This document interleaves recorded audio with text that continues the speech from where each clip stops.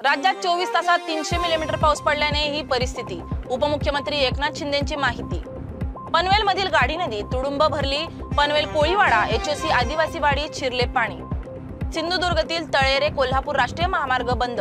ठिकठिकाणी वाहने पडली अडकून। नागरिकांचे तारांबळ। ठाणे जिल्ह्यात अतिवृष्टीचा इशारा। नागरिकांनी सतर्कता बाळगण्याचे प्रशासनाचे आवाहन। वसईत पूरस्थिती। अनेक नागरिक अडकले। रेस्क्यू ऑपरेशनचा थरार सुरू। नाशिकच्या अंबड येथे रिक्षा चालकाने पत्नीला झोपेतच केले ठार। नंतर तिच्या साडीने गळफास लावून स्वतःला संपवले। सिंधुदुर्गातील शुक नदीने ओलांडली धोक्याची पातळी। खारेपाटणमध्ये पूरस्थिती। प्रशासन अलर्ट मोडवर। कोल्हापूर जिल्ह्यातील नृसिंहवाडीतील मंदिरात पाचव्यांदा पाणी। दक्षिणद्वार सोहळ्यात स्नानासाठी भाविकांची गर्दी। ठाणे महापालिकेतील 909 अवैध बांधकामांपैकी 175 बांधकामे जमीनदोस्त। ठाणे महापालिकेची उच्च न्यायालयाला माहिती। नेहरूंनी पाकिस्तानला मदत केली होती। सिंधू जल करारावरून पंतप्रधान मोदींचा काँग्रेसवर हल्लाबोल। ठाण्यातील लोकमान्य नगरमध्ये घरावर दरड कोसळल्याने प्रचंड नुकसान।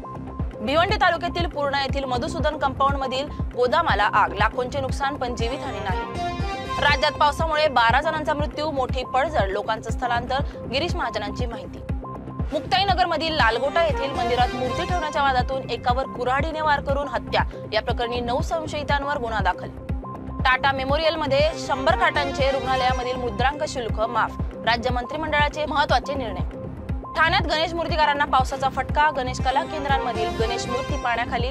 मूर्तिकारांना अश्रू अनावर। कराड तालुक्यातील कोयना धरणातून तब्बल 68,000 क्युसेकने विसर्ग। कृष्णा कोयना नद्यांना पूर। अनेक पूल रस्ते पाण्याखाली। साताऱ्याच्या कृष्णा नदीचं रौद्ररूप। वाईच्या प्रसिद्ध महागणपती मंदिरात शिरलं पाणी। कराडमधील पाटणमध्ये बिबट्याच्या हल्ल्यात शेळ्या ठार। परिसरात भीतीचं वातावरण। वन विभागाकडून शोध मोहीम सुरू। बीसीसीआय कडून आशिया कपसाठी भारतीय संघाची निवड। सूर्यकुमार यादव कर्णधार तर शुभमन गिलची उपकर्णधारपदी निवड।